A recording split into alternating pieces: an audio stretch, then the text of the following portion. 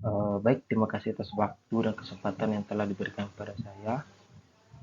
Perkenalkan, nama saya Hercules Ginger dengan NIM 2100210023. Pada kesempatan ini, saya bersama teman kelompok saya atas nama Alexandro Ginendo Masan dengan NIM 2100210011 akan mempresentasikan sebuah materi singkat tentang korosi.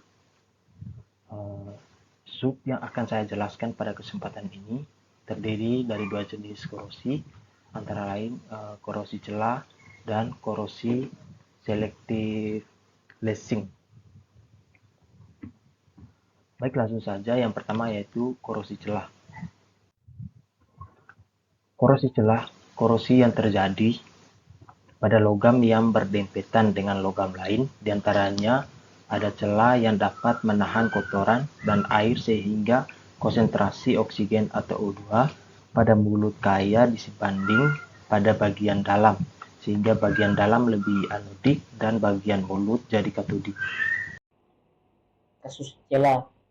Poin pertama, korosi celah pada baja tahan karat UNS 30400.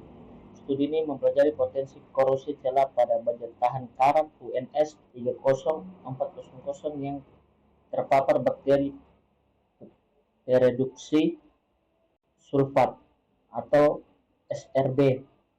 Hasil hasil studi menunjukkan bahwa korosi celah terjadi pada media uji yang memiliki kadar klorida tinggi dan SRB terdapat pada celah-celah sekitar. Poin kedua, mempengaruhi jarak celah terhadap laju korosi baja. Studi ini menunjukkan bahwa laju korosi baja meningkat setelah membentuk celah. Poin tiga, korosi pada filter heat pump. Studi ini mengamati proses elektrokimia yang menyebabkan korosi pada material komponen filter heat pump.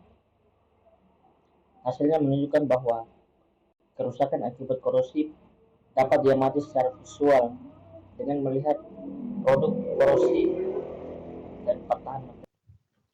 Komponen-komponen mesin yang terjadi korosi celah. Korosi celah adalah korosi lokal yang terjadi pada celah di antara dua komponen. Korosi ini terjadi karena adanya perbedaan konsentrasi oksigen di dalam dan di luar celah. Korosi celah dapat terjadi pada komponen mesin yang memiliki celah atau area kecil, seperti yang pertama sambungan baut dan paku keling, yang kedua di bawah ring, gasket, dan klem, yang ketiga di bawah isolasi, yang keempat di bawah ulir pengikat. Seperti gambar-gambar di samping, di mana sebuah benda terjadi korosi celah akibat hubungan antara dua komponen. Cara mengatasinya. Untuk mengatasi korosi celah, Anda bisa mencoba beberapa cara berikut.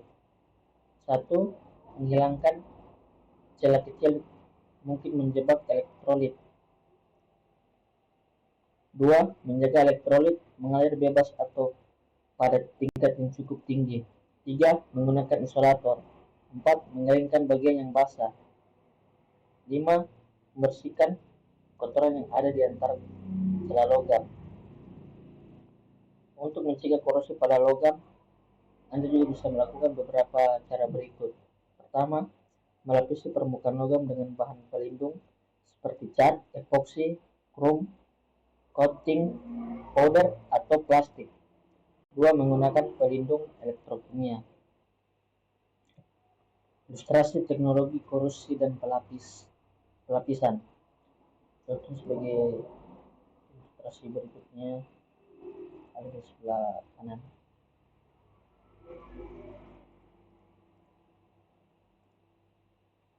Korosi korosi celah. Sayang ini terjadi karena sebagian permukaan logam berada di lingkungan yang terlindungi atau terbatas dibandingkan dengan bagian logam lainnya yang terpapar elektrolit.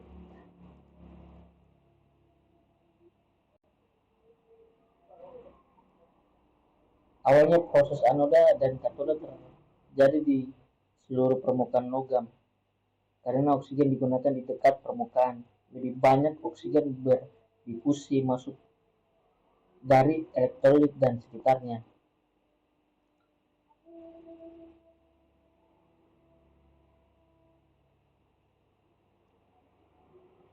cella tersebut kini menjadi anoda fokus dan muatan bersih di cella tersebut menjadi positif. Hal ini menciptakan perbedaan potensi dan ion negatif dari larutan mengalir ke cella tersebut untuk mencoba menyeimbangkan muatan ion-ion. Ini biasanya adalah klorida atau C1.